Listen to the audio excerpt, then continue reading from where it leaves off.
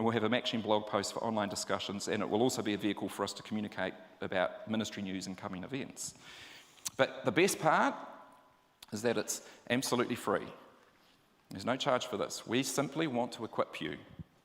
So I want to encourage you to sign up right now. Actually right now. Pull out your smartphone, type in this address, thinkingmatters.org.nz/equip. And so I don't rush you, I'm going to do it at the same time. If you don't have a smartphone, you don't have data, then obviously you can fill out the handout that you got. But we have to key that in, and mistakes are made keying in email addresses, so we prefer you to just do it online. So, thinkingmatters.org.nz/equip. Help us to help you. Now, the other reason that we want this is because if we get your email address, we can tell you about future events. And because we want to bring Ravi back, right? Who reckons we could fill Vector Arena? Awesome. Okay, well, that conversation started this morning at the baggage carousel at the airport. Ravi and I were talking about what it would take to bring you back again. So this conversation is happening, and if we do, we want to tell you about it. So make sure we have your email address by signing up to Equip. But it's more than just Ravi. It's so much more. Ravi's ministry has 47 full-time apologetic speakers. These are professional speakers that are hand-picked by Ravi and his executive team as the best of the best, men and women across the world who are excellent communicators, excellent teachers, and incredibly knowledgeable. They really, I'm not exaggerating, they are as good as Ravi is. So if you're here tonight to hear Ravi, he's got another 47 like him. And these people are obviously more accessible. Ravi has got he can only be in one place at one time, but we're going to partner with RZIM to bring some of these other speakers out. And again, we want to tell you about these events, so make sure we have your email address. Just to highlight, these professional speakers, that means that's what they do for a living. They don't do anything else. That's how good they are. You don't get paid unless you're good, right? Now, like all ministries, we need funds. We want to do this. We want to grow this sort of thing. We want to do this more often. So if it resonates with you what I've said about our purpose and vision, if you like what we do, if you like what we stand for, please consider partnering with us financially. We do want to grow. There is a desperate need for more of this sort of thing. So consider that, and in the sign-up area, you can tick to say that you're interested, and we'll contact you with details to work that out. So we want to welcome those who are on the live stream tonight, Greenland Christian Centre, who we are partnering with for our conference this year. Welcome, guys, and everybody else who's watching at Belmont Baptist and the guys watching from home. I want to very quickly say thank you, John, for emceeing tonight. John is he does leadership training. He's a fantastic communicator, and he focuses on bringing pastoral leadership concepts into a secular environment, and also into churches. So if you're interested in that, check out his website. It's on the handout as well. And thank you, John, for your input tonight. I want to very quickly finish up because you're not here to listen to me, but there's 3 events I want to highlight. The first one isn't on your handout.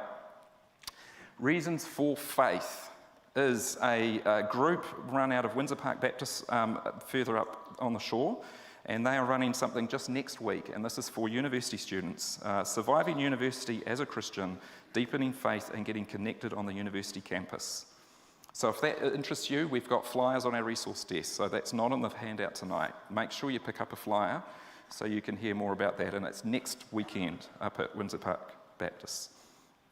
In 3 weeks' time, we have something called Reasons for Hope, and this is another group. This time it's down in East Auckland, where there's some international speakers coming in. They're going to give multiple seminars, and it's a similar sort of thing. It's about defense of the faith. It's answering the tough questions. That is on the handout, so check out that website as well if you're interested. And then finally, I really want to highlight the biggest event that we have each year, and that is our conference. We call it the Confident Christianity Conference. And we're having it at, like I said, at Greenland Christian Centre, and this it's free on the Friday night, And the Friday night is targeted at seekers, so it's safe to bring your friends and family along too. And on the Friday night, we have Professor Adam Clatton, who's a historian at Massey University, and he will be speaking on what if Jesus had never existed. And he's going to look at the cultural impact that the Christian worldview has had on society.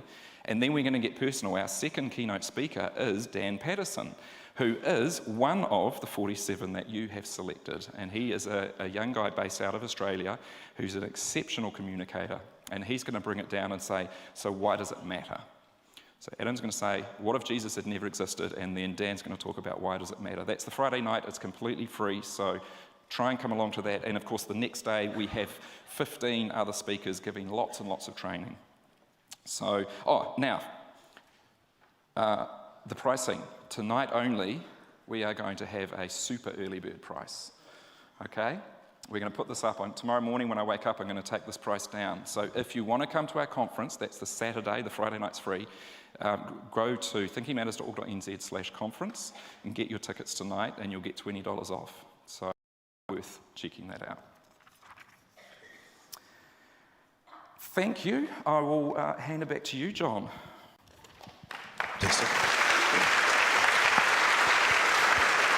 Thank you, Rodney.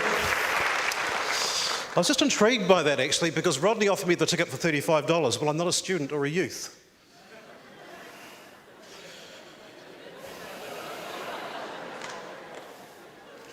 And I don't have a gold card, Winston. Anyway, we'll talk about that one later.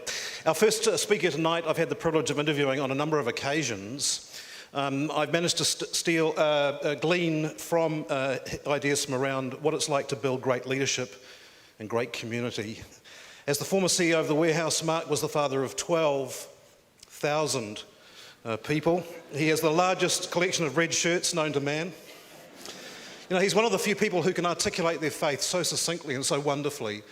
And he was an inspiring man to sit in the studio with. He has a diversity of roles, including being CEO in residence at Massey's Business School. He's a non-executive director for Australian retailer JB Hi-Fi. In addition to his business and leadership roles, Mark is a qualified Baptist pastor. He's a lecturer at Carey Theological College and has just completed a MA in Christian Apologetics through Biola University in the USA. His wife Maria joins us this evening, and welcome to you. Mark is just really a nice guy. Mark Powell.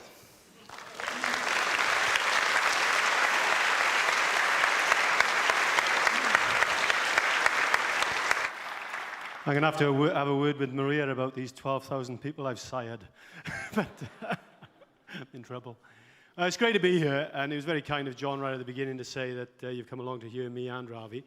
I know that's not true. This is a buy one, get one free deal, and I'm the get one free. And probably in the public square, the Warehouse Group, and my role there as CEO of the Warehouse Group is probably most well known, because it's not just the warehouse, the Red Sheds, it's Noel Lehman, Torpedo 7, Warehouse Stationery. I finished there about 15 months ago. And as John said, since then I've been engaged a lot with students, both at Carey Theological College and at Massey Business School, and still involved in the business world as a non-executive director. There was an article in the Canberra Times when I was appointed to the JB role, which was the first time my faith in some ways has been attacked. And the article was quite a sort of dig. It said, JB Hi-Fi may not know what they're getting. He moonlights as a Baptist pastor. But I came to faith in New Zealand 14 years ago. In Whangaparoa, I did an Alpha course, and I didn't come to faith because I wanted to be part of a religion. I believe this is true. Not sort of, oh, it's true for you, true for me, it's okay. You know, when my friends in South Wales found out, that's the sort of reaction, oh, that's nice for you, Mark. He's lost it eventually. You know, I believe it's true. Really true. I believe in God. Not any old God. God, Father, Son, and Spirit. 3 in 1 simultaneously. I believe that God is the cause and design of everything. He's the creator God. I believe in creating us, we have a soul. We're not just matter and energy and chemicals moving around. There's a soul, there's an essence. I believe that Jesus Christ was God on earth, God revealed in human form. I believe that when you die, that's not it. There is more. That's becoming increasingly radical in this world. But I think there's good reasons to believe that. It's not just because I want to be part of a nice club. You're not actually that nice all the time. You know? It's not because it works. It's because I believe it's true. And I believe it's true because of the evidence. You know, evidence of science, evidence of applied logic and reason, the evidence of history, and the evidence of being human, the experience of being human. It aligns, it corresponds, it explains better than anything else this crazy world and us in it. One of the areas that it explains is values and ethics. And Ravi's going to talk about that later. But I've worked in business, and it's interesting. We actually, there's lots of areas we can't talk about values and ethics and morality anymore. Well-meaning people, and I mean that, and I agree with what John said, we shouldn't label people. Labeling people is the first stage of dehumanizing them, and when you dehumanize people, you can kill them. So we've got to be very careful of labeling people. But I'll use the description of perhaps secular liberals. We can't talk about ethics and values and morals in the areas of sexuality or culture. You're labeled, you're homophobic, you're transphobic, you're Islamophobic, and you shut up. That's the tactic. It's not an area you can have a good discussion in. I refuse to talk about those issues other than in people I'm in a relationship with. There's no point. It becomes too politicized. In a way, it's well-meaning. But where you can talk about ethics and values is business. You just got to read the papers.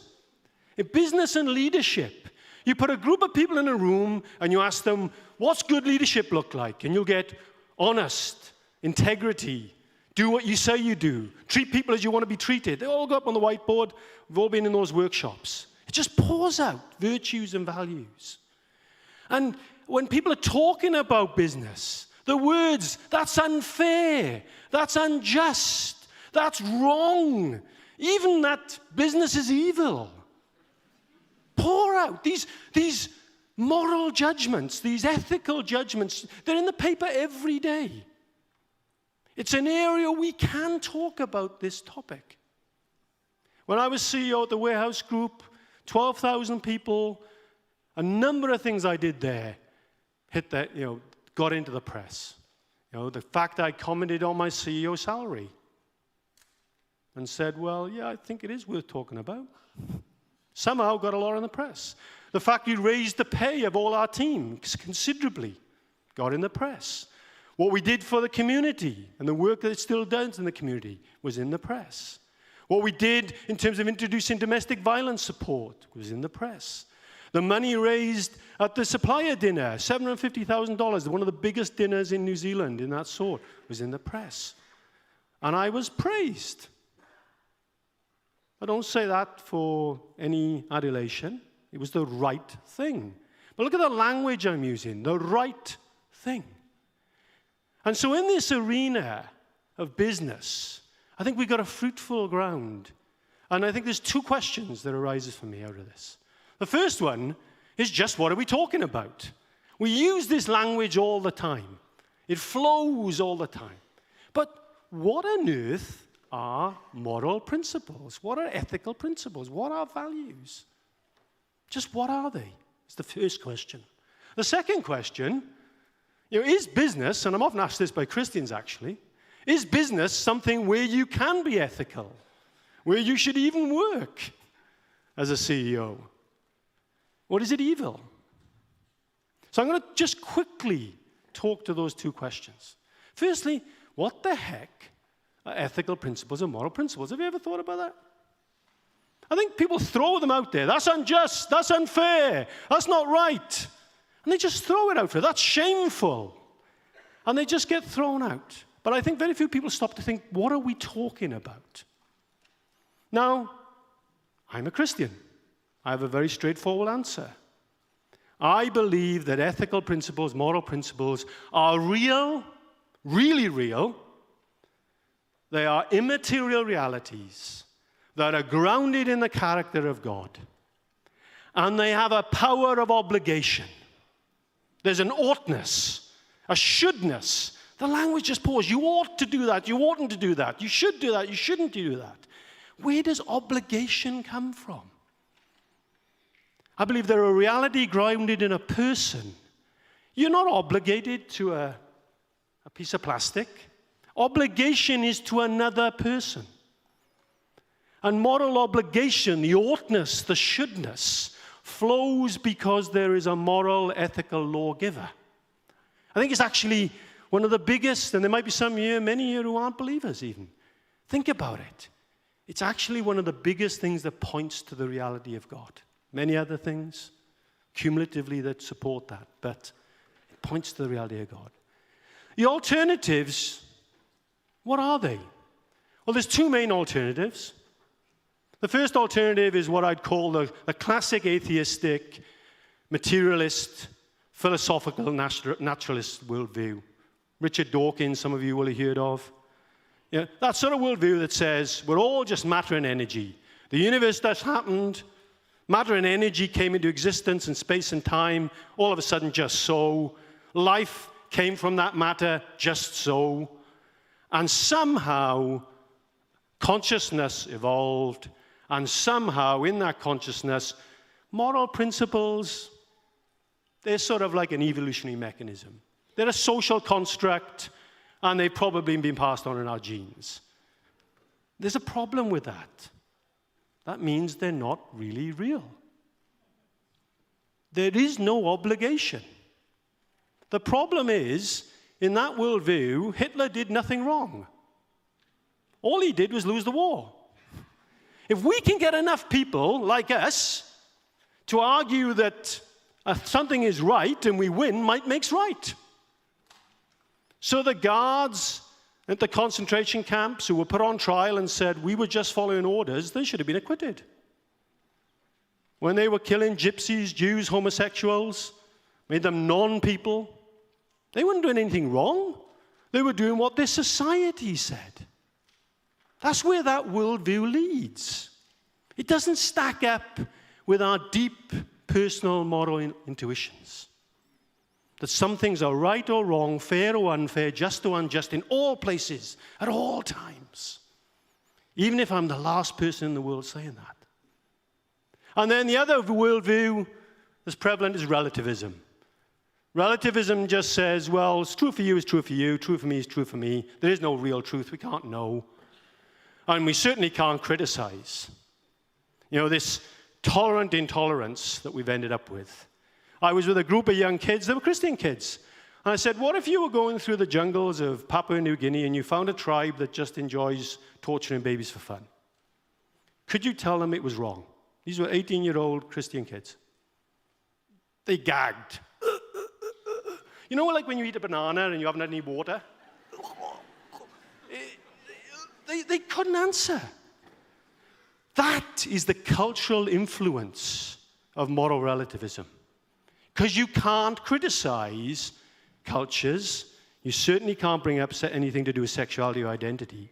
But you can talk about it in business. Interesting, eh? The problem again is it doesn't match our human experience. Every human being, and it's exposed in this area of business, every human being has a deep sense of moral intuition. Right and wrong, fair and unfair, just and unjust, that leads rightfully to praise or shame. And it pours out in the world of business. And in that world, It's a great place when you're discussing that to ask, well, just what do you mean by that?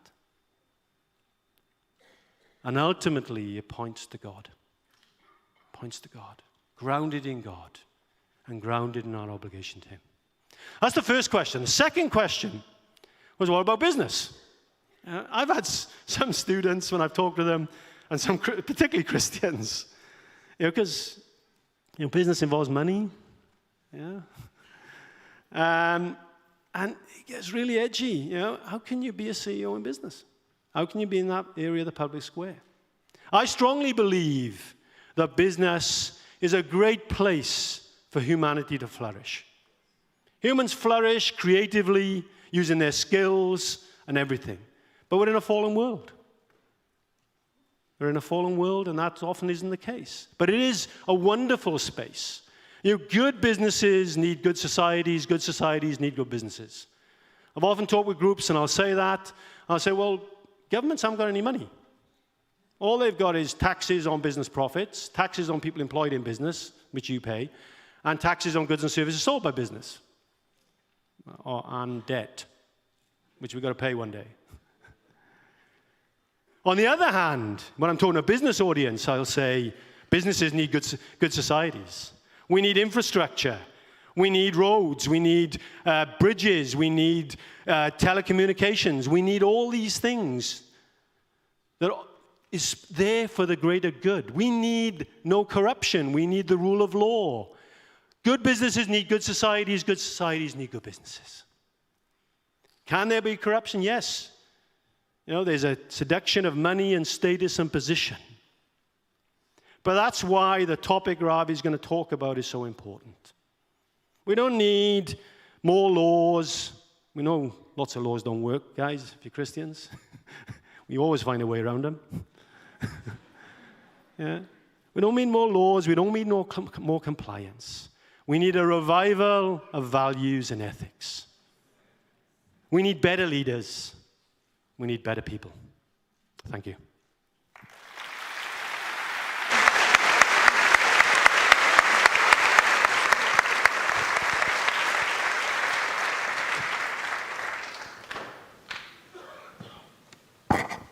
Fabulous, articulate, wonderful. Thank you, Mark. Food for thought, huh? It's why I love working with business leaders and introducing that concept of you can be pastoral, you can lead people pastorally, and you know what? They don't reject that thought. I recently heard a podcast where our keynote speaker this evening was answering a difficult question. I think it was a university setting. The question was surrounding the issue of women in church, and I observed the pain of the young man who was asking the question. Ravi's answer was not only erudite and theologically conclusive, but more than that, his words were woven with the patience of a gracious and wise teacher and the soothing understanding of a good and kind father. The grace in his life to communicate the gospel of Christ over 44 years has seen him speak into the lives of presidents and prime ministers and captains of industry. He carries a huge body of credentials, too long to mention, in the form of theological training. He is one of the world's foremost apologists. When I looked him up on Wikipedia, as one does, he was described as a defender of the faith, and I could hear the trumpets blowing as I read that. But this thought struck me. I don't know that he is. I believe he's a bringer of beautiful truth. And in that truth, defence is brought forth. Ladies and gentlemen, it's very hard to introduce a man who I admire. We play his programs on Rima. It's the highlight of my week when I get to hear him at 11:30 on a Sunday morning and Let My People Think is the program. I think he's on something like 2,500 radio stations throughout the globe. Incredible privilege to have Ravi Zacharias with us this evening.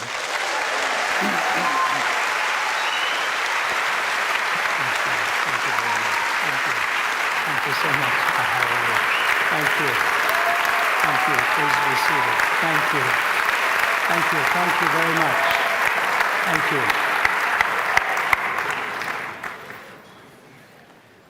Whenever people do that, I always begin by saying, I wish we could end now. And then I could tell my wife, got a standing ovation. That doesn't always happen when it's over. Really, really nice to be here. And after Mark finished, I thought to myself, we should really go straight into the Q&A. Well done, Mark. Beautifully done. And, philosophy comes at 3 levels. It comes at a foundational level of argument. It comes as an illustration level of the story. And it comes at the application level of how it all applies around the kitchen table and in life. And what you heard was how best to apply it at the kitchen table level in life, but just enough of that foundation given why the argument holds and how the story is lived out day to day in business and in individual lives. We've been traveling a lot. I began some days ago, started in Dallas, Texas, and went from there to Houston, from Houston to Dunedin, and that we had a few birthdays along the way on that one. From Dunedin, we have just come here for tonight. We leave at the crack of dawn for Kota Kinabalu in Malaysia, and then on from there to Thailand, and then to India, and then to Seoul, Korea, where we get home about the 18th of March. So the body takes a beating, and you show up, whether in the body or out of the body, you cannot tell, but you're there.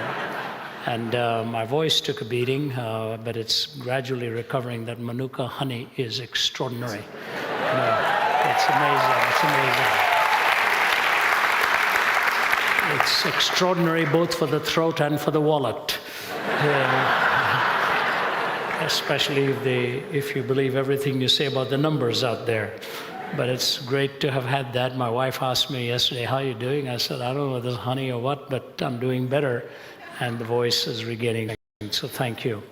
I want to thank Pastor Martin for opening this church up to us. Very kind of you, sir. Very gracious of you to do it. And also to Rodney for working hard behind the scenes. I don't know how long ago all of this began. I'm just told where to go, and I show up. And the plane stops, so you get off. I was told that this is where we were to be.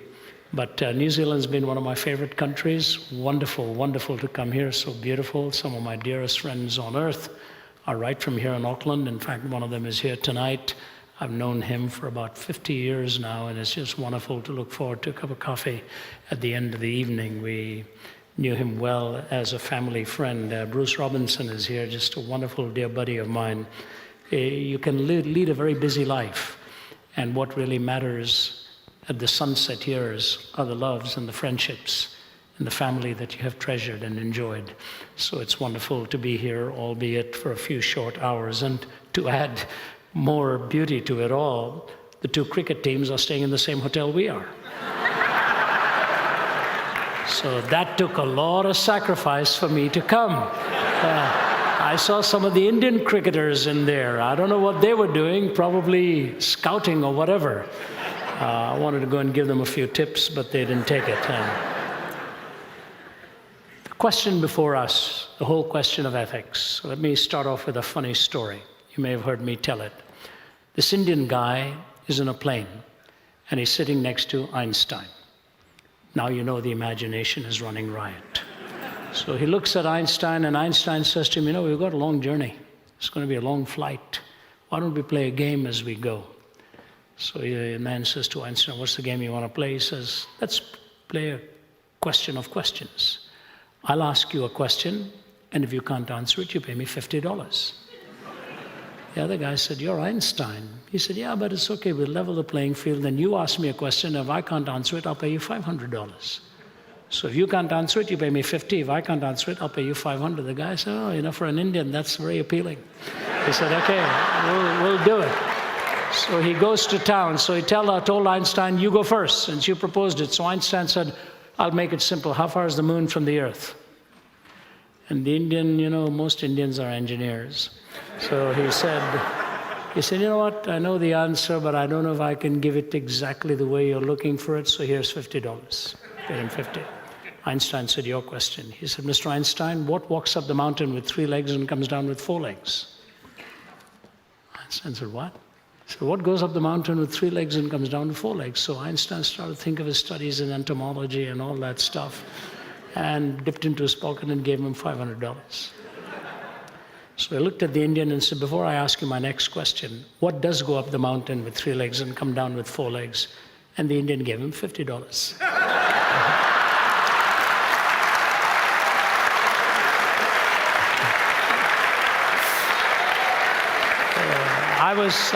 I was in, the moral of the story is don't get into a question time with an Indian. You'll never get out of it. Some years ago, I just left somewhere in the Orient and arrived in Newark, New Jersey. It was a long 14 and a half hour flight. You look like a passport picture when you get off that kind of a flight. So I went to the gate and I looked at the marquee. It pointed to a different flight. So I said to the lady sitting at the corner, is this flight going where the marquee says it's going, or is it going to Atlanta, where I want to go? She said it's going to Atlanta. I said, oh, that's good. So I turned around to go and get myself a cup of coffee, and I heard the patter of feet behind me. And she tapped me on the shoulder, the same lady. She said, excuse me, are you Ravi Zacharias? I said, I'm afraid so. Yes, I'm Ravi Zacharias. She said, that's amazing. That is so amazing. I didn't know you had questions also.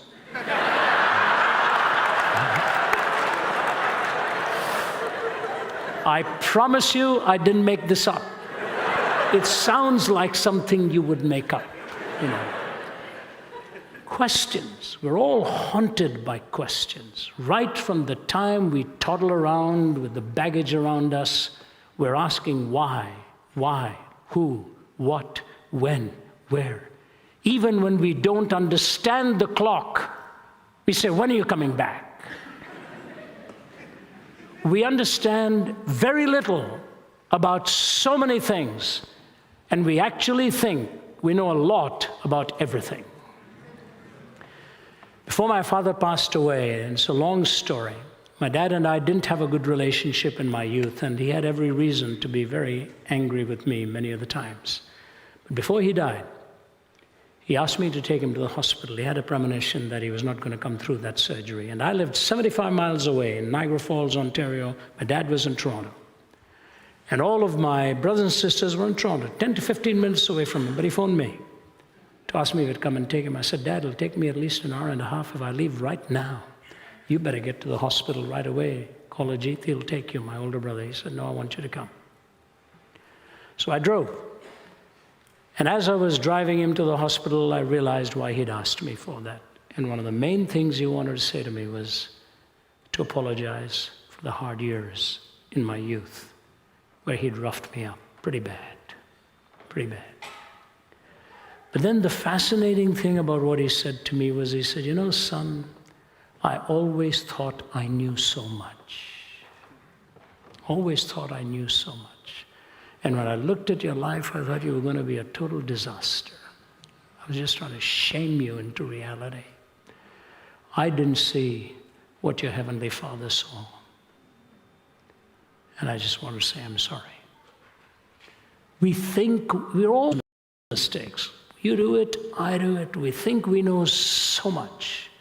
And I want to talk to you tonight about one of the most important questions, but I'm going to flip the response after I raise the question in order to deal with this issue of ethics, meaning and purpose.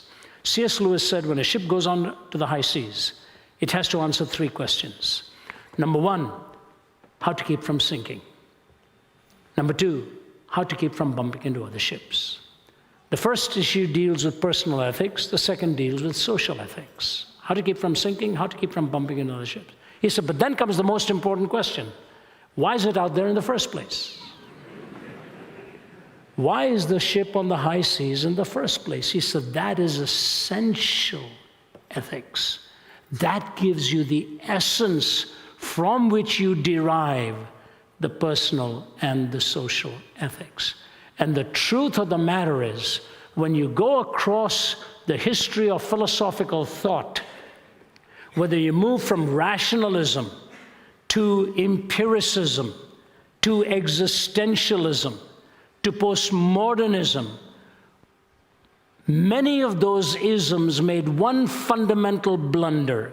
In taking the finger of one discipline, they thought they were grabbing the fist of reality. In taking the finger of one discipline, they thought they were grabbing the finger of reality. Yes, there is a place for rationalism, meaning reason has a supremacy in dialogical discourse. Yes, there is a place for empiricism. You walk into the lab and you measure what happens when A is joined to B. The scientist does that all the time. But please take note. The scientist may know what happens when you put A and B together, but there's nothing in science that gives him the imperative as to why he should tell us the truth. That is not from physics. That is metaphysics, or dare I suggest, those are transcendent spiritual realities which make a reference to an objective moral framework that must superintend over everything that we do, whether it's in the lab or outside of the lab. So yes, there was a place for empiricism. Existentialism, will, meaning, yes, a place for that. And then you come to postmodernism, where community became so important. But somewhere between the middle of the 19th century and the end of the 19th century, a philosophy was taking hold that was popularized by the German philosopher Nietzsche, who popularized the phrase, God is dead. Now, ironically, Nietzsche was the son of a pastor, and both of his grandfathers were in the ministry, but he lost his faith in God. And the ironic thing about him is he did say this: if what I'm saying is true about the death of God, two things are going to happen in the 20th century, the next century. Number one, a universal madness will break out. And number two, the 20th century will become the bloodiest century in history. He was right on both counts. In a sense, he embodied the first. The last 13 years of his life, he himself was moving between sanity and insanity as his mother sat by his bedside watching this brilliant mind waste away. And in the 20th century, we killed more people than the previous 19 centuries put together in warfare. Turned out to be right. But this is how he said it. Have you not heard of that madman who lit a lantern in the bright morning hours? And he ran to the marketplace and cried incessantly, I'm looking for God, I'm looking for God. As many of those who did not believe in God were standing together there, he excited considerable laughter. Have you lost him then, said one. Did he lose his way like a child, said another. Is he hiding? Is he afraid of us? Has he gone on a voyage or emigrated? Thus they shouted and laughed him to scorn. But the madman sprang into their midst and pierced them with his glances. Where is God? He cried. I shall tell you, we've killed him, you and I. We are all his murderers. But how did we do this? How were we able to drink up the sea? Who gave us a sponge to wipe away the entire horizon? What did we do when we unchained this earth from its sun? Notice the series of metaphors and the questions here now. Whither are we moving now? Away from all suns? Are we not perpetually falling backwards and forwards and sidewards in all directions? Is there any up or down left? Are we not straying through an infinite nothing? Do we not feel the breath of empty space? Has it not suddenly become colder? Is not more and more night coming on us all the time? Must not lanterns now have to be lit in the morning hours? Do we not hear anything yet of the noise of the grave diggers who are burying God? Do we not smell anything yet of God's decomposition? God's decomposed too, you know, and he's dead. He remains dead, and we killed him. Now, how shall we, the murderer of all murderers, compose ourselves? That which was holiest and mightiest of all that the world yet possessed has bled to death under our knives. Who will wipe this blood from us? With what water can we purify ourselves? What festivals of atonement? What sacred games will we need to invent? Is not this the greatest of deeds, too great for us? Must we now not ourselves have to become God, simply to seem worthy of what we've done? There's never been a greater deed, you know, and whoever shall be born after us for the sake of this deed would be part of a higher history than all history hitherto. But this tremendous act is still on its way, still traveling, and has not yet reached the ears of men.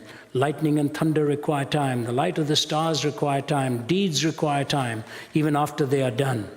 It has been related further that on the same day that this madman entered diverse churches and there sang a requiem, Aeternam Deo, let out and quieted, he said to have retorted each time, what are these churches now if they are not the tombs and sepulchres of God? God is dead. We killed him. You know what I like about Nietzsche? He's not just poignant. There is a vulnerability in what he is saying.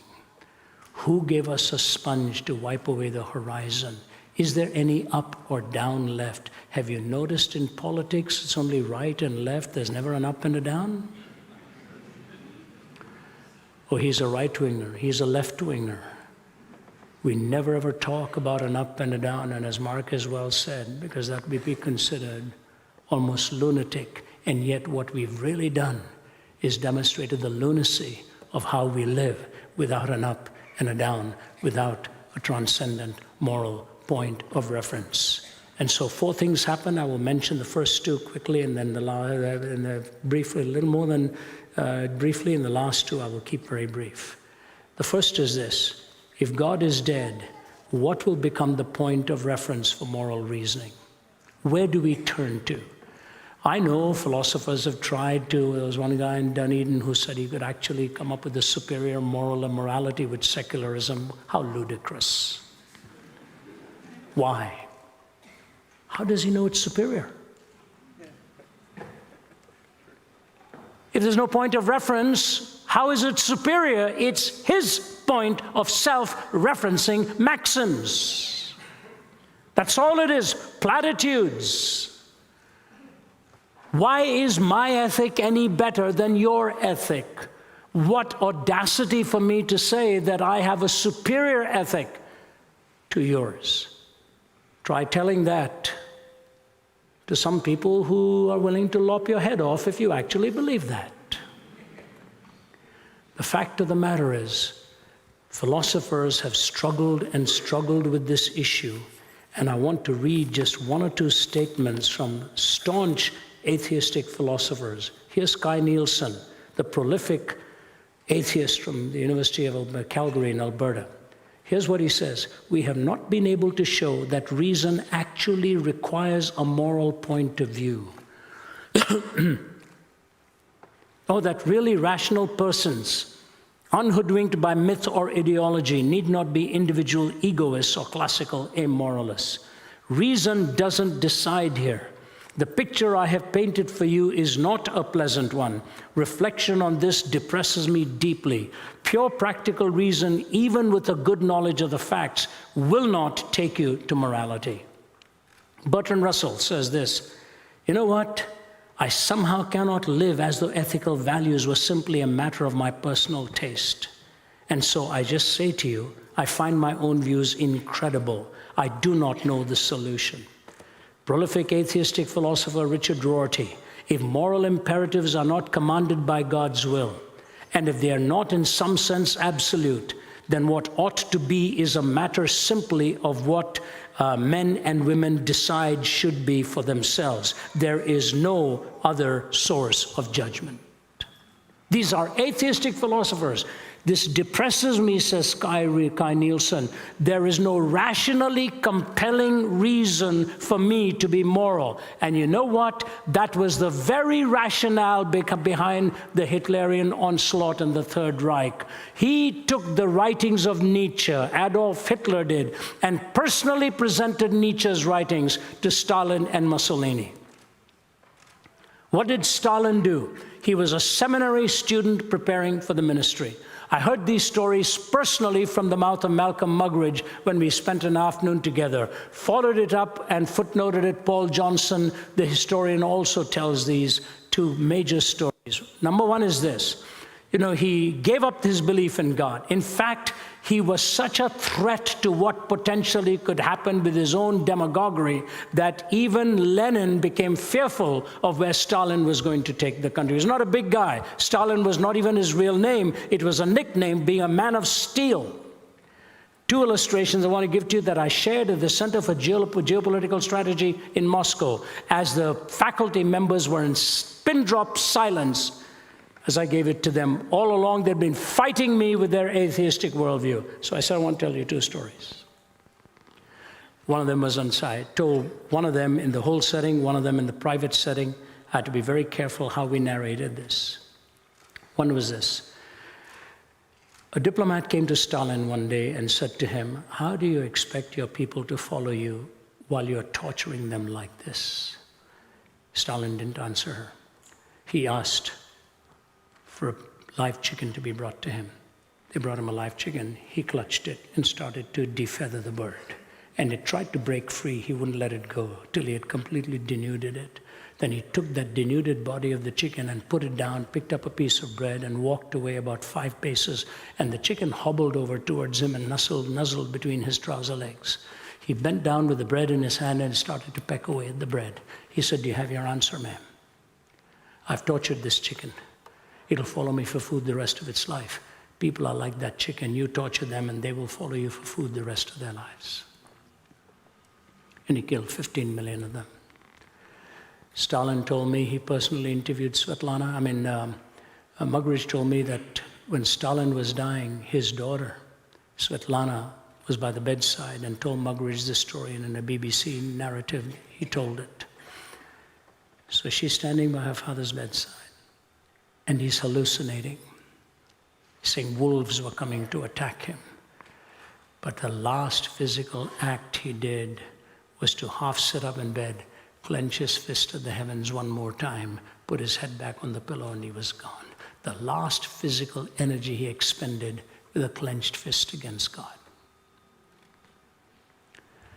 He took the logical outworking of what Nietzsche had said and treated man as nothing more than mere randomly produced by time plus matter plus chance. See, you may be a moral person, and I'm not saying atheists are not moral people. That's not my point at all. I'm just saying there is no rationally compelling reason in a pluralistic society for anyone's ethic to be superior to anybody else's ethics. They're all a whim of society and social constructs and culture. The moral reasoning fails. Where do we get our ethics from? Number one, you fail in finding an absolute point of reference for a moral law. Number two, you fail in your struggle, a very important struggle for meaning. Life hungers for meaning. I can tell you this after visiting scores of campuses after 40 years of an itinerant. We really don't hear a new question. My Muggeridge used to say, all new news is old news happening to new people. And so the new people keep asking the same question. And you know who are the loneliest ones in our world today? Either the high and mighty who have it all in fame and success and fortune, or the young who've enjoyed and indulged so early in life, they've come away empty-handed and they say, what have I got? What have I got? When I was a young speaker starting out living in Toronto, Canada, I was driving on the 401 highway in Toronto once.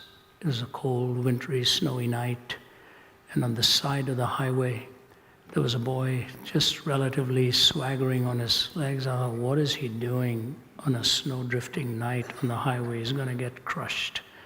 So I gradually, you've got to be careful in those icy roads. I pulled over on the side, and I waited till he came over. I said, are you okay? He said, can you take me home? I said, where are you going to? He told me where he was. I wasn't going in that direction. I said, get in the car, I'll take you. His first name was Lorne. And I started to talk to him, and he looked like a man in deep trouble. I said, Lorne, I'd love to get together with you if you don't mind. Here's my phone number, here's my address, give me yours too. I'm leaving early tomorrow morning to Midwest Canada. I'll speak there when I come back. I'll get in touch with you. He said, you're a kind man. Thank you, thank you. I dropped him off at home. It was too late. By the time I came back a week later, he had burned himself to death. But not before he mailed a piece of poetry that he'd written and sent it to me. Lost in a world of darkness, without a guiding light, seeking a friend to help my struggling, failing plight. So all of you good people just go on passing by, leaving me with nothing but this lonely will to die.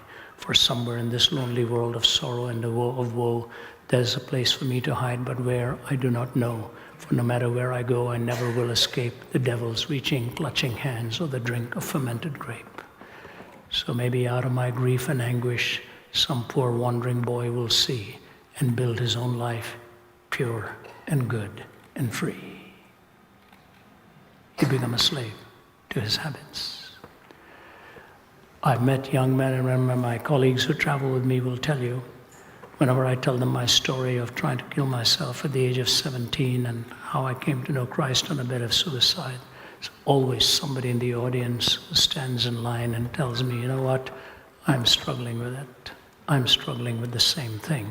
The suicide rate in Belgium is so high right now that they are not calling it suicide anymore. They are calling it opting out of life. Opting out of life. Meaning, that hunger for meaning. Why am I here? What are the high seas about? Why am I out here in the first place? Moral reasoning demands we give an answer to life's essential worth and meaning. And I've said this in many, many places. You see, God gave Moses 613 laws. It's a lot of laws. But now we need 20,000 pages just for our healthcare laws. You know. Why? Because we broke one. What was the one law? You're only given one prohibition when it all started. What was it? Don't play God. Don't eat of the tree of the knowledge of good and evil, because if you do that, you're going to die. And what does the tempter say? Oh, no, you're going to become a god. Do it. You're going to become God. We made quite a mess of this world playing God. Now you need 3 conditions just when you get onto a plane. Do not touch, tamper, disable, or destroy. 4 conditions. The smoke detector. Why don't they just say, don't mess with it? Why touch, tamper, disable, destroy? Because you see, you can go to court and say, yeah, I did destroy it, but I didn't tamper with it. And all the word games we start to play to give truth to him who loves it not is to only give him more multiplied reasons for misinterpretations, as George MacDonald. You can play games in a courtroom and abuse the law. So 613 laws, all being abused. And what does David do? He reduces them to 15. Isaiah to 11. Micah to 3. Do justice, love mercy, and walk humbly before your God. Jesus was asked which is the greatest commandment. You know, he could have given you one, but he didn't. He said to love the Lord your God with all your heart and all your soul and all your mind and all your strength, and to love your neighbor as yourself. On these 2, says he, hang all of the laws and the prophets. Because of the first, the second follows. Without the first, the second would be with its feet firmly planted in midair. The vertical gives you the imperative for the horizontal. That's when you find meaning. When God says to you and to me that we are created in his image, which gives me moral reasoning and self-determination. The hunger for morality, the hunger for meaning. Thirdly and quickly, the hunger for hope. That life ought not to end with its 70 years and 10, or justice would have been prostituted and violated. There is an eternal judge. But I close with just the 4th. What is the greatest longing of your heart and mine? If you're dead honest, what is the greatest hunger and longing in your heart and mine? You know what it is? It's for the supreme ethic we call love. I want to give you a couple of illustrations. You know, I grew up in India, and those of you who speak Hindi, hum dharti ke aadmi hain. I'm a person of the soil. And there's a Hindi song that says, na main bhagwan hu, na main shaitan hu, june duniya jo chahe, samjho main to insan hu. I'm not God. I'm not Satan. I'm merely a human being. Now, Indian movies are now being imitated by Hollywood. We had people stealing the Taj Mahal in the movies and returning it the next morning. Batman does the same thing. They've just borrowed all this stuff that Indian movies have been doing for years, but there's one thing Indian movies did which were quite fascinating. There was no kissing on the Indian screen. They just chased each other around during a song. You know? And by the time he would catch up with her, the scene would change. There was a great Indian comedian by the name of I.S. Johar. He was asked, What is the difference between love on the Western screen and love on the Indian screen? He answered in one word: trees. You just chase each other around trees, and that's the love scene, you know. But it's fascinating in a culture in which you were never allowed to hold her hand or look more than 10 seconds, that we do so many movies on love. The movies on love that, if you understood the language, it's so beautiful the way they express themselves. Do you really see it in real life?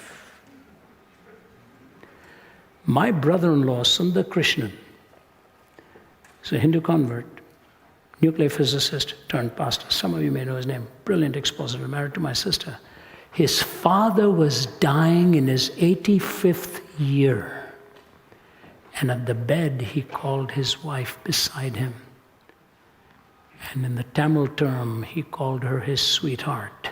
And he said, I know this is the first time I have ever called you that.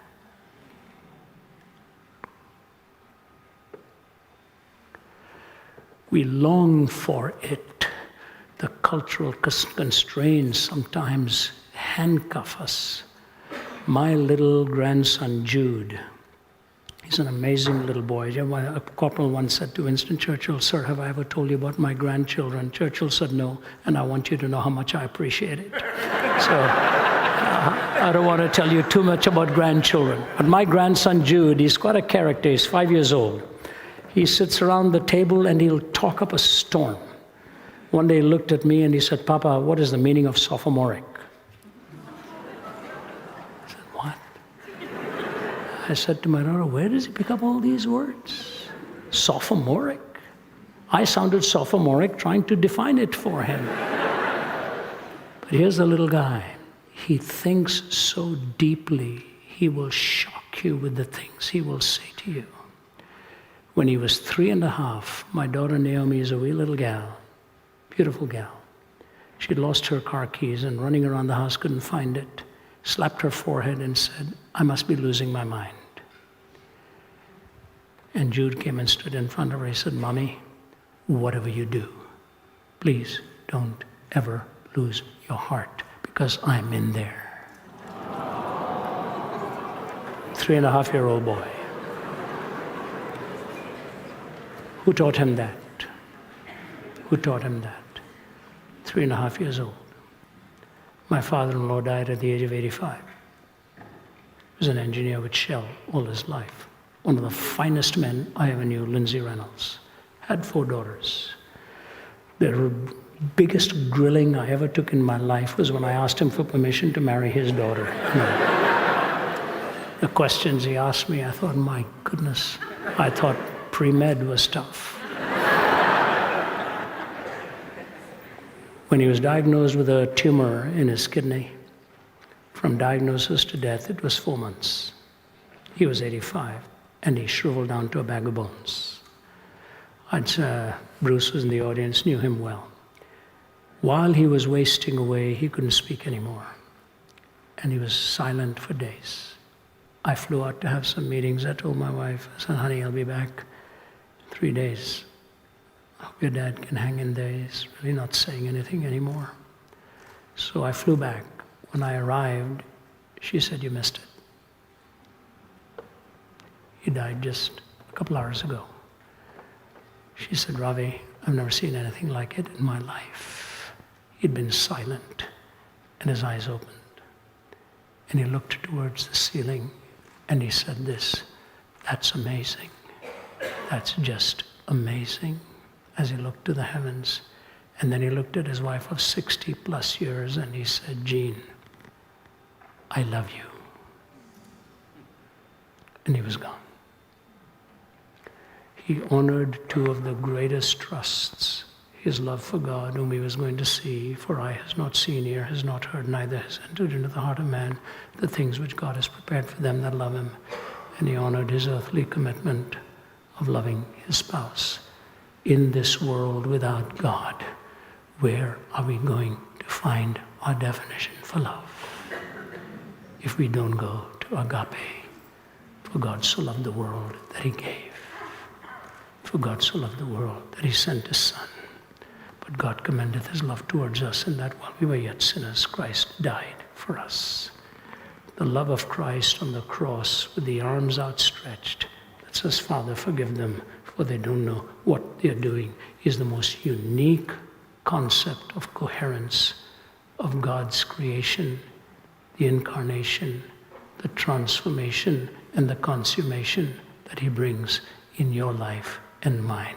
With that coherent worldview, we know why we're out on the high seas in the first place, and that helps us to keep from sinking and to keep from bumping into other ships. And it is Christ who commands me to even love those with whom I disagree. So I say to you, without God, moral reasoning, without God, meaning, without God, hope, without God, love, how do we define those four categories? Without God. Morality, hope, meaning, and love. With God, all of those are pregnant with meaning and give you the fulfillment for why we are out here in the first place. We will be delighted to answer your questions. Mark and I have agreed he'll take all the tough ones, I'll take the simple ones. So God bless you. Go ahead.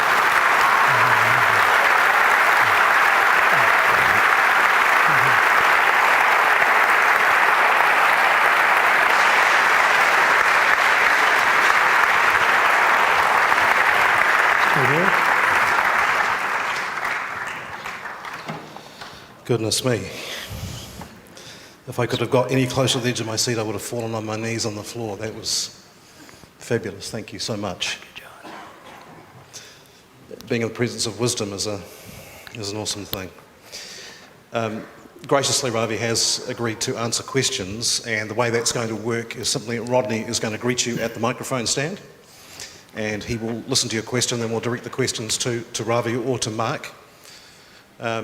At the conclusion, and we're doing questions for about 30 minutes, at the conclusion there will be some ministry time, and there will be people who just love to engage with you about the mysteries of the gospel and to talk about the love of Jesus. So if you've got questions in your mind, there will be people here specifically to help you do that. So if you have questions, I'd like you to come down to the front and see Rodney. He will help to moderate that. What I'd like you to do, if possible, is to avoid questions like, is Donald Trump a man of God or not? Let's stick to the subject at hand, if we may. I'm sure there are not too many questions which will vex our guest, and if you've seen any of his work on podcasts or listened to him on the radio, you know that he is well considered in his answers, and they are beautiful. So we are on. Hi there. First of all, thank you very much for that. It was an honour to be here and hear you. I have a question about strategy for apologetics and evangelism going forward. What should the loving Christian response be to an increasingly existential, pluralistic world that views our loving message as irrelevant and hateful? I'll be glad to talk about it as a calling, and I'll let Mark talk about it as living it out, because he's obviously done it so well, and both of those aspects are within your orb of questioning there.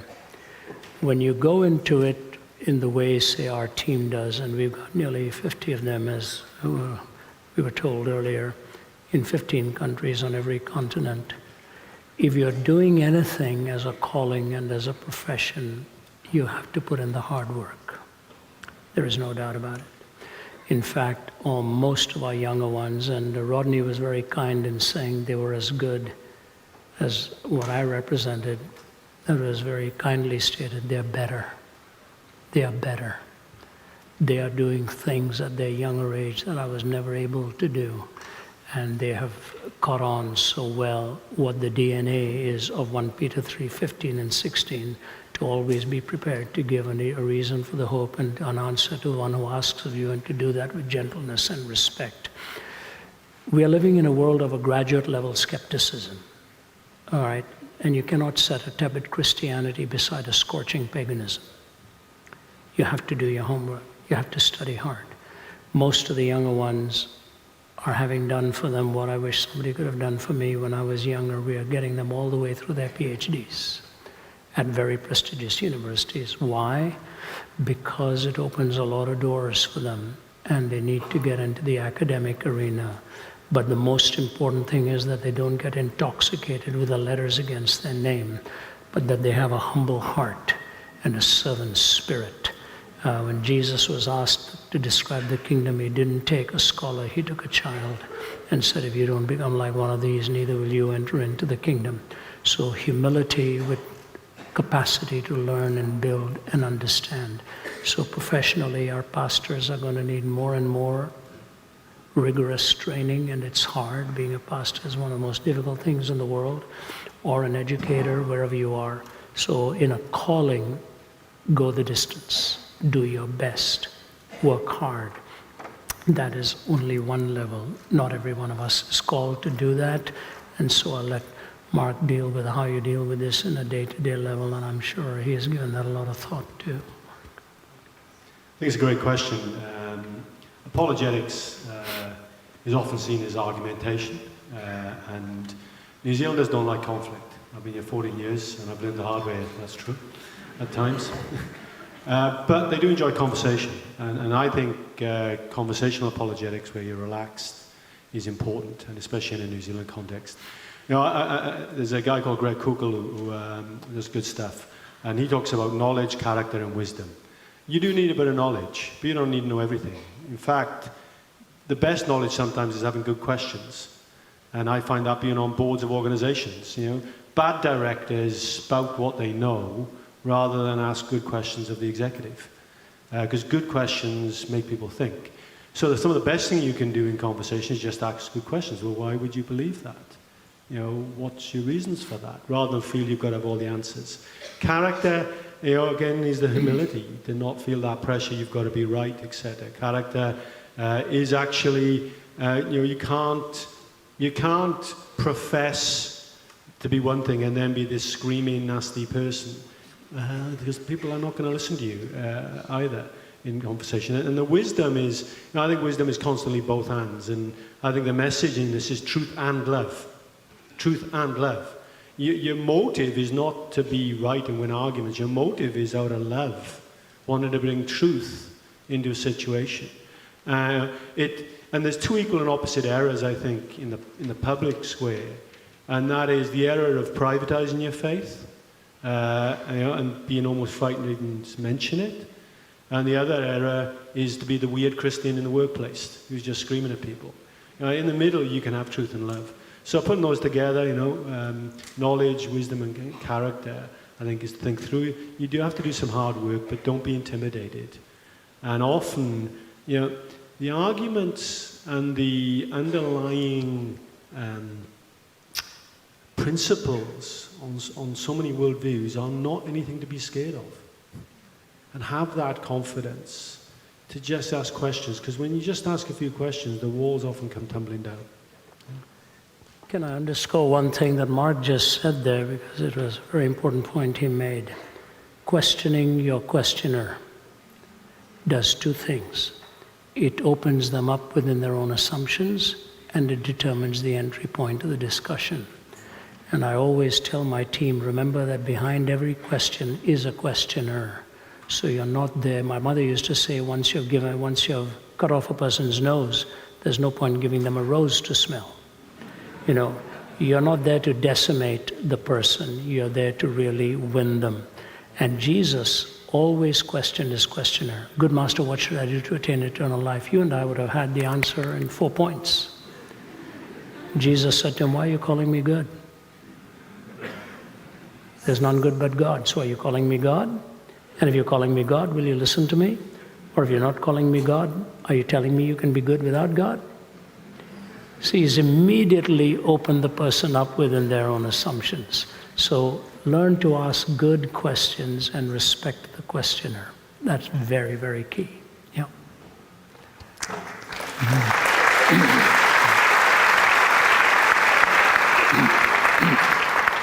Mugridge is to Zacharias what Zacharias is to me, so it's an honor to be here, sir.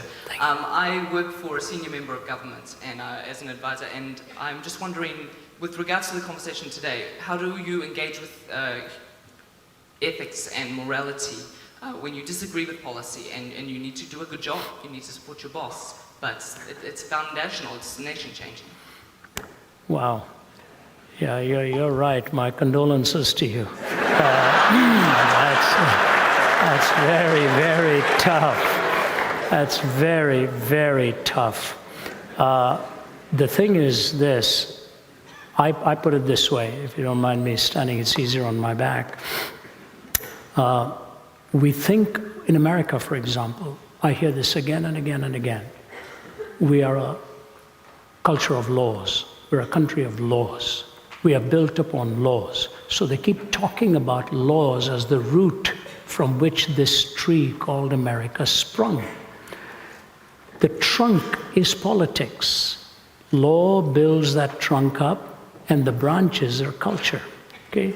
Law, politics, culture. And when I speak to them in the political arena, I ask them, what holds the roots?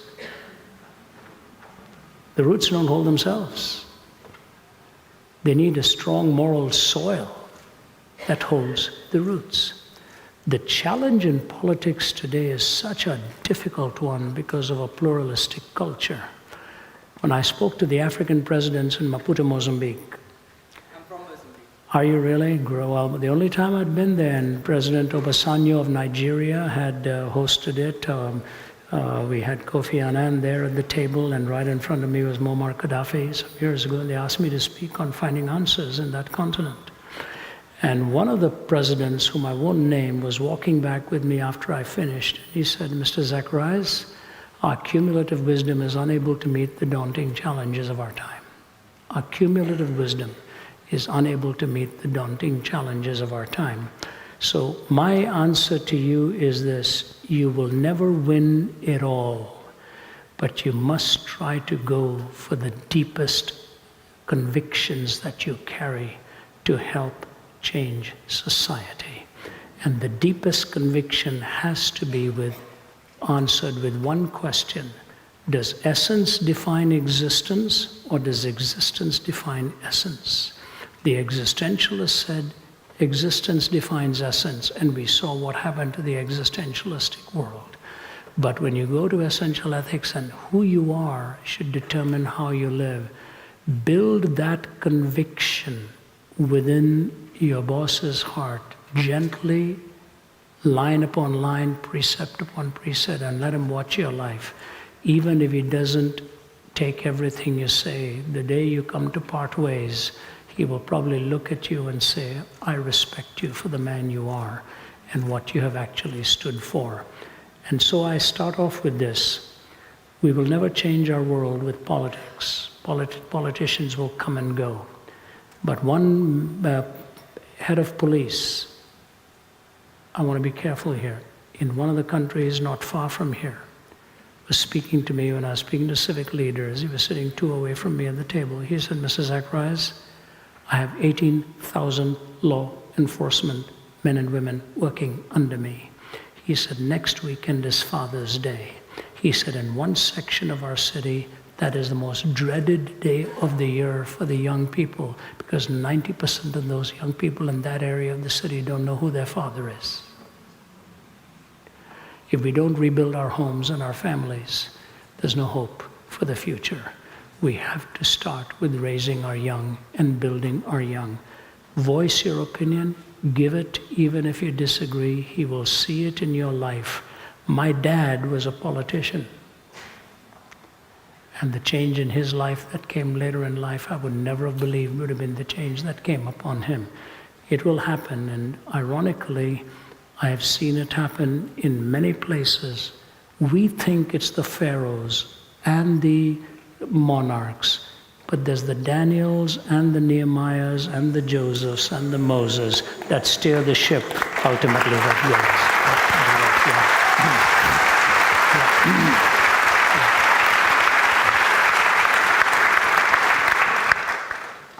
Fabulous. Goodness me.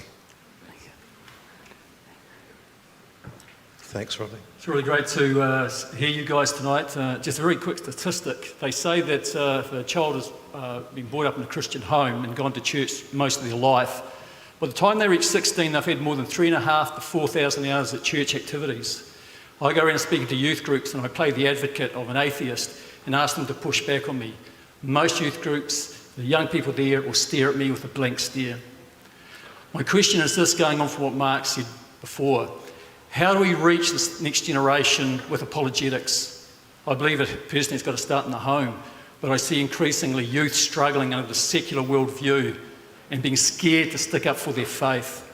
And I don't want to turn them into, fire-breathing apologetics. And like you say, Ravi, we don't want to, cut off their nose and give them a rose to smell. But how do we give them that love for the lost and that knowledge to push back on this ever-increasing secular worldview?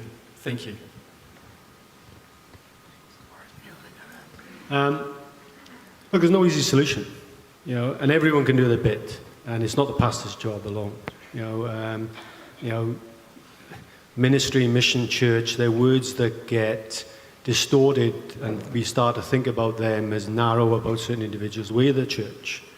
The person who said to me when I went to work at the warehouse and stopped being an associate pastor in a church said, "Why do you leave the ministry?" I just said, "What? You serious?" So we've all got a role. So everyone needs to do their bit as the people of God in your church, in your place. And then the question is, what's there to support and equip you? That's why Thinking Matters I support. There's so many resources now. Core Kids Christianity for Kids with J. Warner Wallace has started to produce is really good stuff for kids, for example. It's all available online. You can Google it. It's just all available. So I think inviting people to speak, connecting with Rodney, I think the more people who do their bit, and also pushing back on the distorted view of what apologetics is. I think a lot of people are frightened of apologetics because they think it's about arguing with atheists. It's all about complicated science stuff. And I think what I feel called to is more, it's simple really. What is reality and how do we know it? and then putting that into simple language is not there to look clever. And so everyone doing their bit will gradually move the dial. And that may not be motivational, but I think that's how things happen. So Rodney's been with Thinking Matters has grown stuff. Getting Ravi here. Confident Christianity has grown over the last few years. I'm actually delivering a course at Carey Theological College, which will be part of the theology degree in apologetics for the first time this year. So it will gradually grow. But we need to make sure it doesn't become the reason some pastors have become afraid of apologetics. When somebody turns up, tries to show they're intellectually superior, tries to be clever, have all the answers, and has no grace and no love. We've got to have both together. And by doing that, the thirst for truth, people are seeing this whole experiential, young kids aren't interested in this, is utter nonsense. They're deeply interested in it. They're deeply interested in the questions of meaning, as Ravi said, the questions of purpose, the questions of how to live. And so we've just got to work out how to do that. And the more people who do it, get the conversation going, use the resource out there, the more we will shift the dial. Great. Could I just add to that, if I may? I've said to some people recently that my daughter recently turned 4,500 days old. And I think one of the issues that we face on this earth is that we measure in such odd ways. And, I want to encourage parents because in those 4,500 days, it's 4,500 opportunities to tell her how wonderful and how unique and beautiful she is. And to kiss her goodnight 4,500 times, and to greet her in the morning 4,500 times. And I've got to pay $20 for mentioning her tonight. But not 4,500 times, $20. But, the more that we can tell our kids the things, because what I'm observing working in the media is the utter influx and overwhelming information coming at them that's telling them anti-Christian messages, telling them things which are just lies. And, it's not surprising to me that the rise of technology and the rise of disbelief are hand in hand. And I could quote you studies that talk about the use of technology causing aggression, depression, and psychosis in children. In fact, I interviewed a guy called Dr. Nicholas Kadaris out of Long Island, New York, who's an addiction specialist. He said it's easier to get people off meth than it is to get them off devices. There's a reason why devices are so popular. And it's killing conversation, it's killing relationship. But, you know, be encouraged, parents, because the more we tell them the truth, the more that will permeate who they are. Just keep telling them. Keep telling them, and, you know, and I keep telling my daughter, she's unique, she's wonderful, she's creative. You know, she's the image bearer, she's imago Dei, she carries the image of God. Can I just add one thing? I'm an idealistic realist, I'm an optimistic pessimist. You know, there's this two equal and opposite errors again. There's this, oh, the world's going all bad, everything's wrong, etc. You know, when we got to get used to the fact we're not in charge anymore. Whoopsie-doo. You know, the Israelites were 400 years in Egypt. So let's get a God perspective for that. You know, relax a bit, but then do our best. You know, it's those tensions together that, you know, we're not called to be successful. We're not called to win. We're called to be faithful. You know, the beginning of wisdom is the fear of the Lord. You know, and so that brings a peace. It's not about our success. It's not about our performance, but it calls us to action. And, you know, things might get a lot worse before they get better. That's irrelevant. God's in charge. Yeah. Thank you. I think we've got time for I think just one more question. Yeah, my question for the panel is, political correctness has overtaken the world big time. A yes is not a yes anymore, and a no is not a no.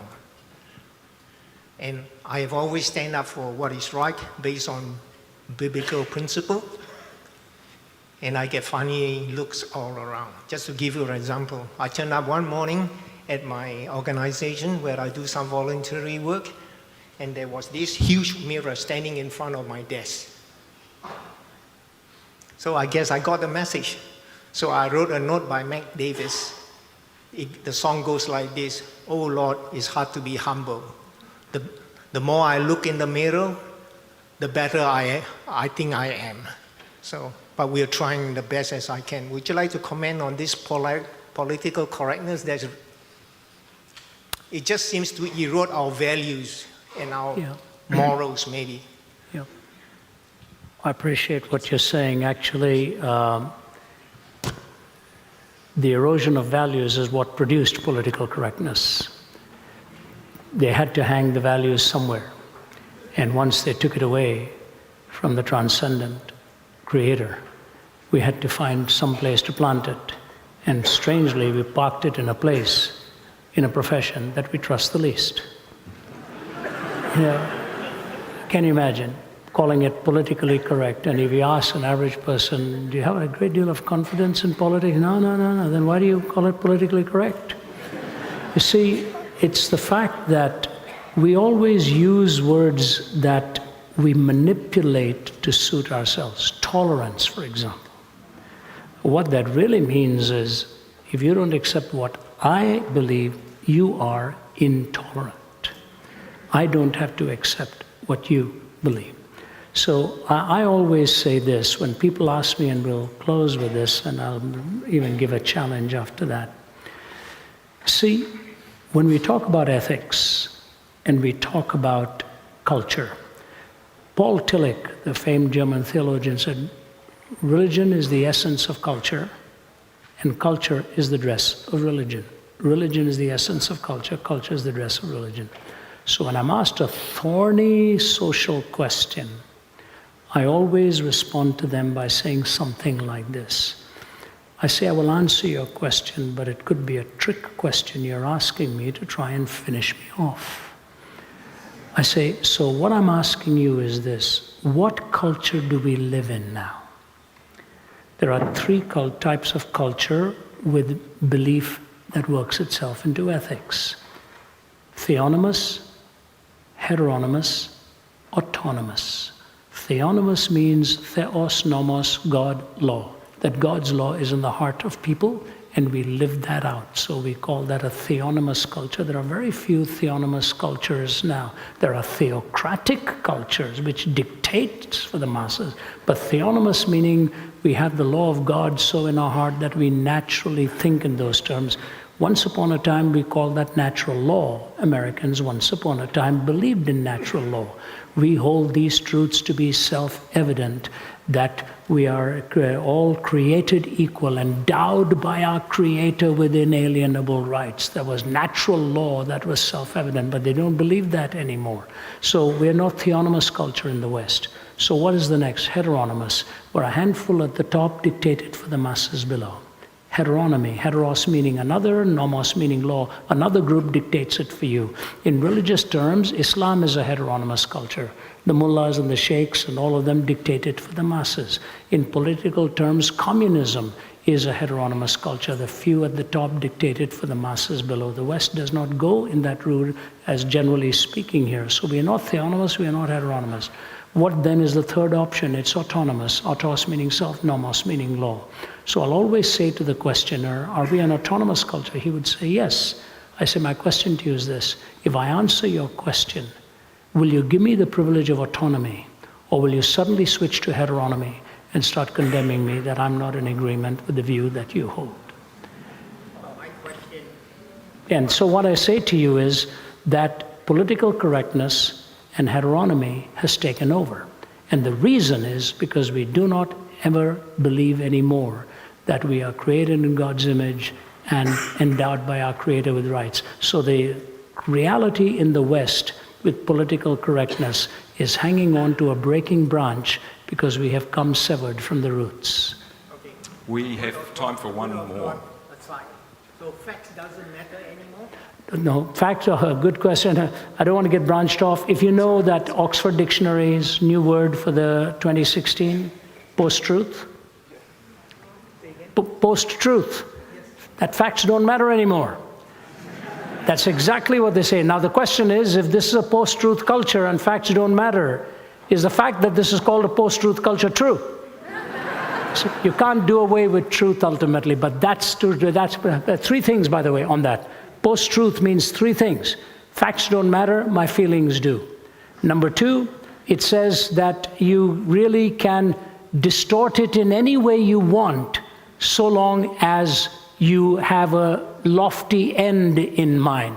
And so the third reality is, hence we produce the lie stuck like a fishbone in the throat of the microphone. Whether it's the media or anywhere else, it doesn't matter whether what they're saying is true or not. They want to generate a feeling within you. And so with truth being dead, we have to find what is the most appealing lie by which to live. Okay, thank you. All right, well, we will take one more question. Thank you.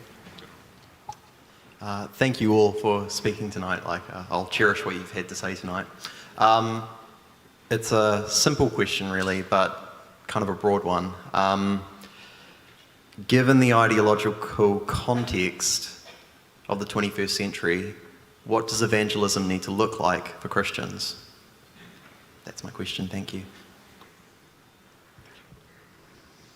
I'll do a short answer and then I'll leave you to do the hard bit. Look, I think it's truth and love. You come back to that. It's sort of see, I like to take complex and make it simple. Yeah, I like to take complex things and try and make it simple. And obviously sometimes I think we overcomplicate stuff. Love God, love others. You know, the greatest commandment. Truth and love. So we've got to get equipped. You know, the previous questioner, what have we done? We've not been smart enough. You know, I think. You know, we do have to get equipped, we do have to get knowledge, we do have to build character, we do have to be wise when to speak and when to not to speak. And when I said we've got to be used to being in charge, our posture often is one of power and dominance. I don't think it's a bad thing for us to take a posture that's not in that position. Yeah? And the early church wasn't in that position, yeah, as well. So for me, you know, I'm not a great evangelist, or I don't claim to be that, but in your place where you are, growing in Christ, in knowledge, wisdom, and character, and being in that place, neither ashamed of your faith, nor actually not loving others, just wanting to be right, you know. The starting point is to have move to a position not of judging others, that knowing, understanding, appreciating, then you can evaluate and talk into that, and they'll listen. You know, generally. So the more people we can build and grow into those positions, where they seem to have wisdom. They ask good questions. They perhaps, when somebody says, what do you think about homosexuality? What do you think about X? Well, the first you ask the question, are you a tolerant person before I answer that? Rather than diving in, to what you might think or not. Being smart, equipping yourself, and I think is the key thing. And celebrating their diversity in that. You've got passions that God has put on your heart. Actually, the passion for apologetics is quite a small minority. I actually think that's probably a reason. Other people are passionate about music. Other people are passionate about the arts. Other people are passionate about preaching. But don't be cowed by your passion. God's put it there for a reason. So develop it and use it. Use that gift in honor of God for the love of others. Let me add a footnote to that. See, changing a person's heart is God's prerogative, not mine. Apologetics is the seasoning. It's not the main course. The main course of the gospel. All right, you just sprinkle the seasoning and you do that. You really don't argue a person into the kingdom. If you do, somebody else will argue them out of it. Okay, you really want that change of heart to take place by the Holy Spirit, and that's what God does best. He changes hearts the way you and I can't. The second thing I want to say to you is evangelism took a beating from the 1970s and 80s onward. Why? Because it became a commercialized endeavor on television. And people were not slow to see the big money, the big machines, all the artificiality of it all. And skeptics would look at it and say, this is a mockery. I can't really take this seriously. And as a result, we've lost a lot of ground in the last 30 to 40 years. People take people seriously when they see there's a genuineness. It's fascinating. One of the most poignant writers from the other side of the fence is Matthew Paris in England. And Matthew Paris has an article that he wrote some time ago. Shockingly, he has an alternative lifestyle and he's an atheist. But he went to Africa and he saw a small group of young guys and girls who are ministering to people. And he said, I've come away from there shaken in my own atheism and wondering how I can even now write what I'm going to write. He said, my world is in a different world. But he said, I watched them and I found out something. I've got that article right on my phone. It's a powerful article. He said, if Africa is going to change, it is going to take evangelism, he said. Otherwise, you end up with a blend of the big man and the Nike and the machete, all put together. He said, the change of heart is needed, and I am coming away convinced that evangelism is an indispensable component in reaching that continent. Only one thing I disagree with him on, it's not just Africa, it's the whole world. You need evangelism with genuineness and with a true spirit of authenticity. Let me give you a personal illustration, and with that, I'll bring my closing statement. When I moved to Canada in '66, I was 20 years old. There were 500 Indians in Toronto. If you saw an Indian, you crossed the street and asked him if you had time for a cup of tea. If you did that today, you will never get anywhere because Toronto alone has 500,000 Indians, okay? So let me put that in context. So I'm talking about the 70s when I started, and I was invited to have dinner at a person's place because they knew an Indian. And that's the way it goes. Do you know a friend of mine in India? His name is Mr. Singh. And that's the way it was at that time, believe me. So I was invited, and I thought to myself, I think I'm being set up. This guy is not looking forward to talking to me. And he sat across the room like this and kept giving me the eye like I'm a betrayer. I'll take you on kind of thing. I never said a thing about my faith. And they kept saying, he's a Christian, he's speaking at our church now and all of that, and I never bit. I just said, if you're free, we'd love to have you. You're a teacher. I'm talking about how Christ changed my life. If you're free one of these evenings, please come. And I prayed at the table before the meal, and I prayed at the end of the evening. Many years went by, and I get a call in Toronto. He said, do you remember me? And he gave me his name. I met you in New Brunswick.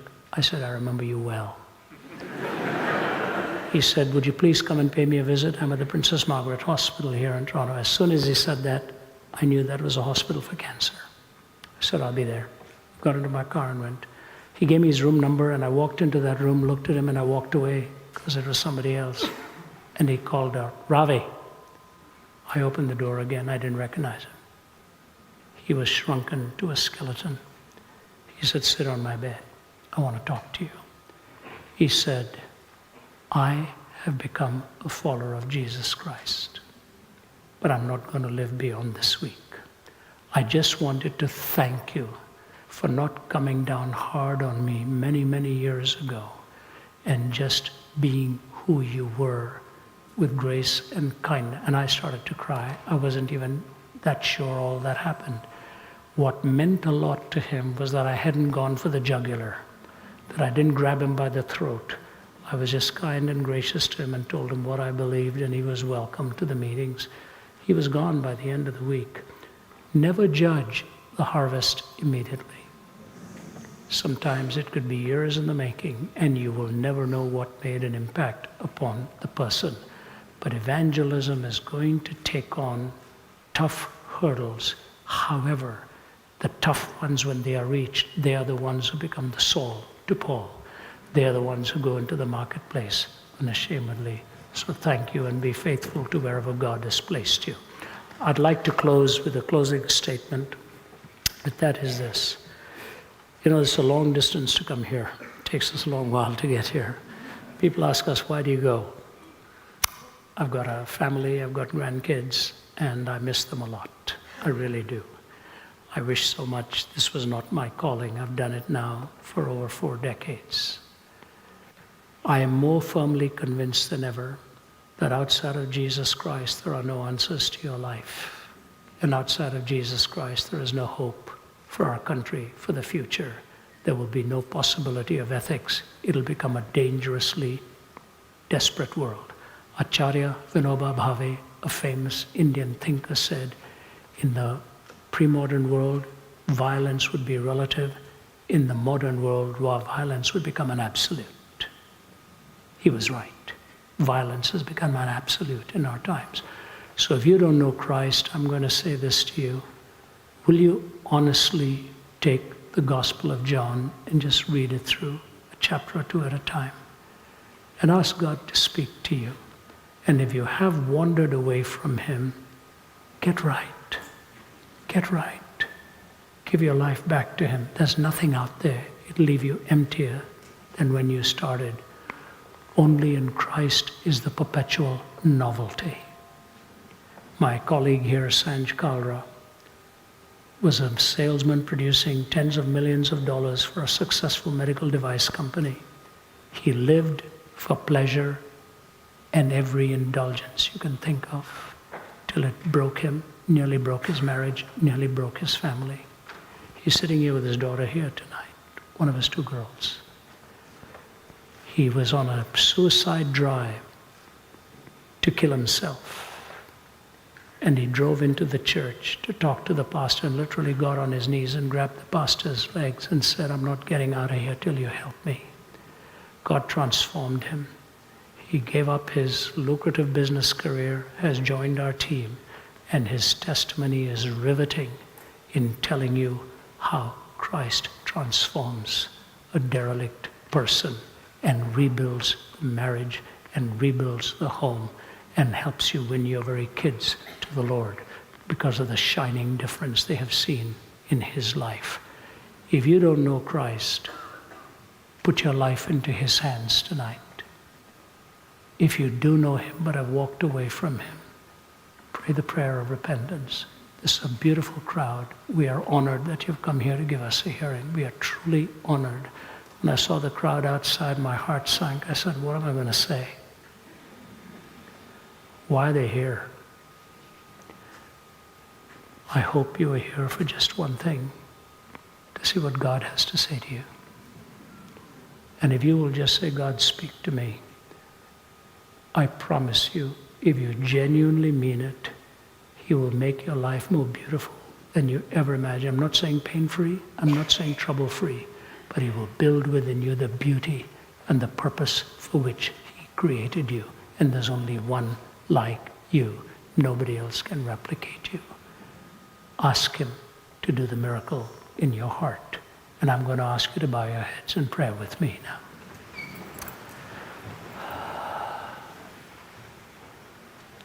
Father, you are here. We know that. You have been here. Thank you for the leadership that had faith and trust to even call such a meeting as this. Thank you for Mark's testimony tonight, proven in the field of a steep climb, but staying faithful to reach the peak. Thank you for the encouragement that these people have been to both of us and to John here as he has spoken and shared, that they're listening with respect. Lord, we live here today in this beautiful country. What spectacular, breathtaking beauty. And Lord, I'm so grateful that there are guardians as we enter this country to try to protect that beauty. And yet there is a plundering that's going on morally and spiritually, and nobody knows what to do about that. I pray for New Zealand, pray for its people. Tonight in this audience, Lord, will you not rescue those who really need you? And ladies and gentlemen, while our heads are bowed in prayer, I would love to pray for you. If you're willing to say, Ravi, I'm willing to give a go at this with a sincere heart. I need Christ. Or you're willing to say, I really am supposed to know Him, but I'm not living like that at all. I need to return. If God has spoken to you and you're responding to His wooing and His call, will you just slip your hand up and put it down? I'd love to pray for you as we close. God bless you, sir, right in the front. Yes, yes. Hands here at the ground level. God bless you at the back. Back there again. At the back, in the middle. Looking to my right. Yes, thank you. Other hands here looking at the ground level. Especially if you've never really trusted Him, but tonight you want to make that turn. Would you do it? And yet by that simple upraised hand, you again say, please pray for me, Ravi. I want to make this turn. I've been running long enough. Thank you, ma'am. God bless you. Thank you, sir. Appreciate that. Anyone else at the ground level on my left? Thank you, sir. Yes, thank you. Upstairs. Just a quick look upstairs in the balcony. Yes, on my left, extreme left there. 3 or 4 hands, and yes, looking to my left there. And as I'm surveying this upstairs to the right in the balcony, just hold it up high so I can see it. Yes, yes, thank you. Yes, sir, thank you so much. Thank you. See a couple of hands there and right at the back. God bless you.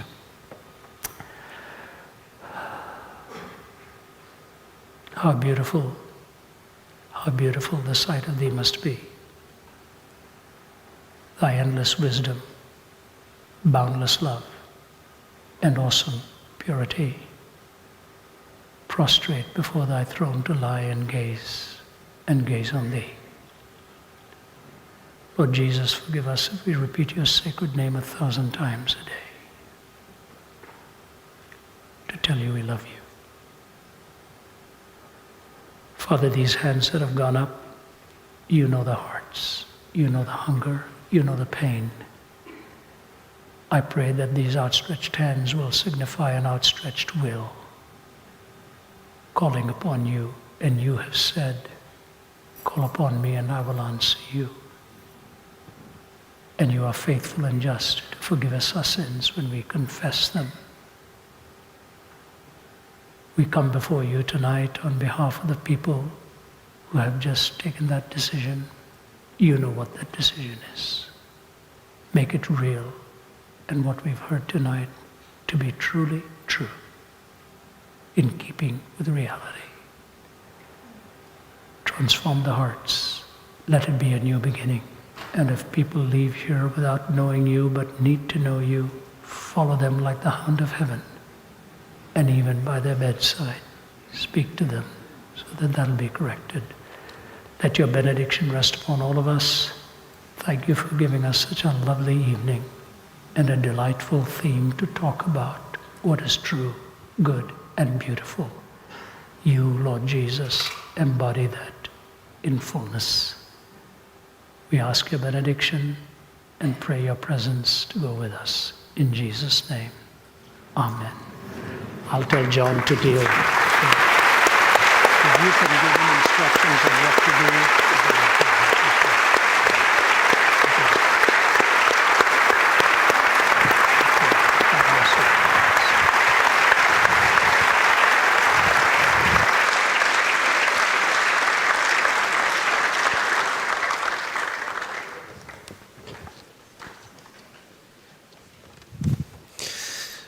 Due to Ravi's voice and needing to rest it, he's not going to stay with us for any longer, but we do have a team of people that would love to talk to you, people who are passionate about the gospel of Jesus Christ and would love to connect with you. If you've got questions that you'd like answered, perhaps see one of the people that raised their hands tonight. There are people who would love to talk with you, and they're going to be down the front. They'll be identified as a ministry team with some red badges on. Folks, I just want to thank the people watching the two different campuses at Belmont and in Green Lane. Really appreciate you being with us tonight. And those watching online, there were hundreds and hundreds of people watching us live tonight online. That concludes the formal part of our evening. All that's left to say is, once again, thank you so much to Ravi, Zacharias and to Mark Powell.